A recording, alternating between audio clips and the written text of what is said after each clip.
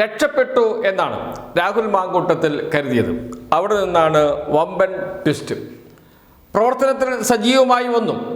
കോൺഗ്രസ് നേതാക്കൾ പൂർണ്ണ പിന്തുണയും നൽകി രാഹുൽ മാങ്കൂട്ടത്തിന്. മണ്ഡലത്തിൽ സജീവമായിട്ടുണ്ട്. ഇലക്ഷൻ പ്രവർത്തനത്തിലും സജീവമാകുന്നു. മണ്ഡലത്തിൽ MLA എന്ന നിലയിൽ രാഹുൽ മാങ്കൂട്ടത്തിൽ സജീവമാകുന്നതിൽ തെറ്റില്ല എന്ന് കോൺഗ്രസ് നേതാക്കൾ പറയുന്നു. KPCC പ്രസിഡന്റ് തന്നെ പറയുന്നു, രാഹുൽ മാങ്കൂട്ടത്തിനെതിരെ പരാതിയൊന്നുമില്ലല്ലോ, പിന്നെ എന്തിനാണ് അദ്ദേഹത്തോട് ഈ സമീപനം സ്വീകരിക്കുന്നത് എന്ന ചോദ്യം തിരിച്ചു ചോദിക്കുന്നു മാധ്യമപ്രവർത്തകരോട്. അങ്ങനെ എല്ലാം ഒന്ന് അടങ്ങി ഇതാ വീണ്ടും രംഗത്ത് എന്ന് കരുതിയതാണ് രാഹുൽ മാങ്കൂട്ടത്തിൽ. കോൺഗ്രസ് നേതാക്കളും അത് അംഗീകരിച്ചിരുന്നു.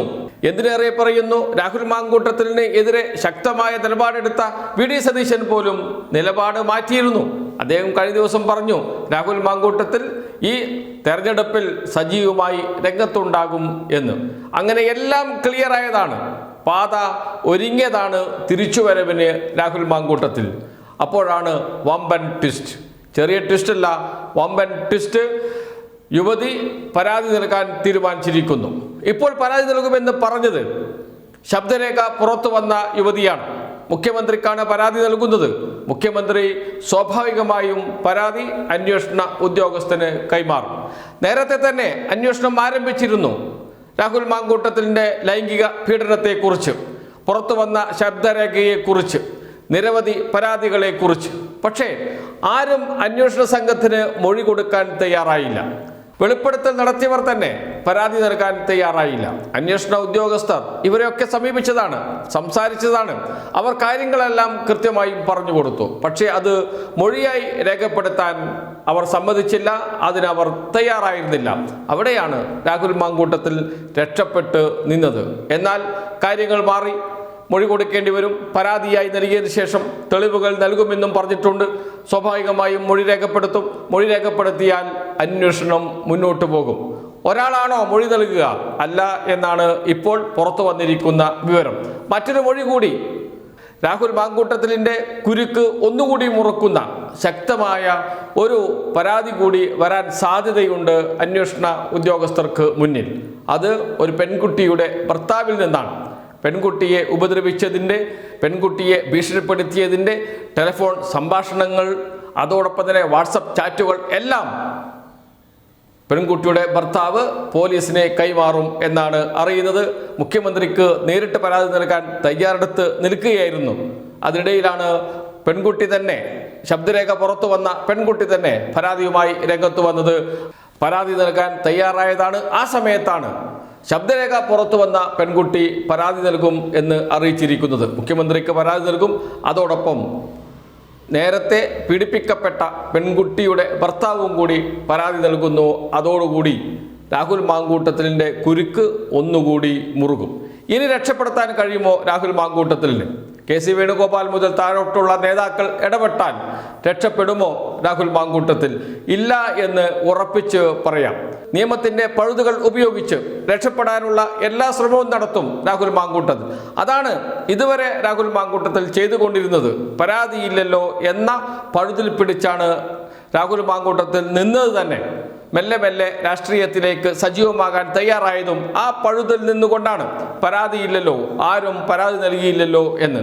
എന്നാൽ ഇപ്പോഴിതാ ഒന്നല്ല രണ്ട് പരാതികൾ അന്വേഷണ ഉദ്യോഗസ്ഥരുടെ മുന്നിൽ എത്താൻ പോകുന്നു എന്നതാണ് വിവരം. സ്വാഭാവികമായും രാഹുൽ മാങ്കൂട്ടത്തിന് ഇനി രക്ഷപ്പെടാൻ കഴിയില്ല. എത്ര ഉന്നതർ വിചാരിച്ചാലും ഇനി രാഹുൽ മാങ്കൂട്ടത്തിനെ രക്ഷപ്പെടുത്താൻ കഴിയില്ല. നേരത്തെ രക്ഷപ്പെടുത്തി നിർത്തിയത്, വീണ്ടും രാഷ്ട്രീയത്തിൽ സജീവമാക്കാൻ ശ്രമിച്ചത് ആരൊക്കെയാണ്? KPCC പ്രസിഡന്റ്, AICCയുടെ സംഘടനാ general secretary KC Venugopal, Shafi Parambil, അങ്ങനെ നീണ്ട നിര തന്നെയുണ്ട് രാഹുൽ മാങ്കൂട്ടത്തിനെ രക്ഷപ്പെടുത്താൻ. പക്ഷെ ഇനി അവർക്കൊന്നും രാഹുൽ മാങ്കൂട്ടത്തിനെ രക്ഷപ്പെടുത്താൻ കഴിയില്ല. പരാതി മാത്രമല്ല, തെളിവുകൾ കൂടിയാണ് കൈമാറുന്നത്. രണ്ടുപേരും രണ്ട് പരാതിയോടൊപ്പം തെളിവുകൾ കൂടി കൈമാറും. വോയിസ് കോളുകളുണ്ട്, വാട്സപ്പ് ചാറ്റുകളുണ്ട്, ശബ്ദരേഖകൾ എല്ലാം കൂടി രാഹുൽ മാങ്കൂട്ടത്തിനെ ഇനി രക്ഷപ്പെടാൻ കഴിയാത്ത വിധത്തിൽ കുരുക്കാനാണ് ഇപ്പോൾ 2 പരാതിക്കാരും തീരുമാനിച്ചിരിക്കുന്നത്. അതിൻ്റെ അടിസ്ഥാനത്തിലാണ് പരാതി വരുന്നത്. ഏതായാലും ഒരു കാര്യം ഉറപ്പിച്ചു പറയാം, ഇത് രാഹുൽ മാങ്കൂട്ടത്തിലിന് വിനയാകും. അദ്ദേഹത്തിൻ്റെ രാഷ്ട്രീയ ജീവിതത്തിന് ഫുൾ സ്റ്റോപ്പ് ഇടുന്ന അവസ്ഥയിലേക്ക് കാര്യങ്ങൾ പോകും. അത് അദ്ദേഹം രാഹുൽ മാങ്കൂട്ടത്തിൽ അർഹിച്ചത് തന്നെയാണ് എന്ന കാര്യത്തിൽ സംശയമില്ല. രാഹുൽ മാങ്കൂട്ടത്തിലിൻ്റെ ഏറ്റവും അടുത്ത സുഹൃത്തുക്കൾ അത് രാഷ്ട്രീയത്തിൽ തന്നെയാണ്, കോൺഗ്രസിൽ തന്നെയാണ്. അവർ കൂടി സംശയത്തിൻ്റെ നിഴലിലാകും. കാരണം ഇത്രയും സംഭവങ്ങൾ നടന്നിട്ടും കൂടെ നടക്കുന്നവർ, കൂടെ ഉറങ്ങുന്നവർ, അവരുടെ കൂടെ തന്നെ സഞ്ചരിക്കുന്നവർ ഇതൊന്നും അറിഞ്ഞിട്ടില്ല എന്ന് വരുമോ എന്ന ചോദ്യവും ഉയരുന്നുണ്ട്. അത് പൊളിയുക രാഹുൽ മാങ്കൂട്ടത്തിനെ ചോദ്യം ചെയ്യുന്ന ഘട്ടത്തിലാണ്. കൃത്യമായി പോലീസ് ഉദ്യോഗസ്ഥർ ചോദ്യം ചെയ്താൽ, മൊഴി രേഖപ്പെടുത്തുമ്പോൾ ആരുടെയെങ്കിലും പേരുകൾ പരാമർശിക്കപ്പെട്ടാൽ സ്വാഭാവികമായും സംശയമേ വേണ്ട, കോൺഗ്രസിലെ പല നേതാക്കളിലേക്കും അന്വേഷണം ചെല്ലും. അത് അവർക്കും വിനയാകും. നിയമസഭാ തെരഞ്ഞെടുപ്പ് നടക്കാൻ പോകുന്ന ഘട്ടത്തിൽ കോൺഗ്രസിനെ പിടിച്ചു കുലുക്കുന്ന കേസായി രാഹുൽ മാങ്കൂട്ടത്തിൽ കേസ് മാറും എന്ന കാര്യത്തിൽ സംശയമേ ഇല്ല. കാരണം ഒരു പെൺകുട്ടിയല്ല, നിരവധി പെൺകുട്ടികളാണ് പീഡനത്തിന് ഇരയായത് എന്നത് ഓരോ ദിവസം കഴിയുന്തോറും പുറത്തു വരും. കാരണം ഇതുവരെ പറയാൻ മടിച്ചിരുന്നവരെല്ലാവരും മൊഴി കൊടുക്കാനും പരസ്യമായി പറയാനും തയ്യാറാകുന്ന അവസ്ഥയിലേക്ക് കാര്യങ്ങൾ എത്തും. അത് രാഹുൽ മാങ്കൂട്ടത്തിൽ മാത്രം ഒതുങ്ങി നിൽക്കുമോ എന്ന വലിയ ചോദ്യമാണ് ഇപ്പോൾ അവശേഷിക്കുന്നത്.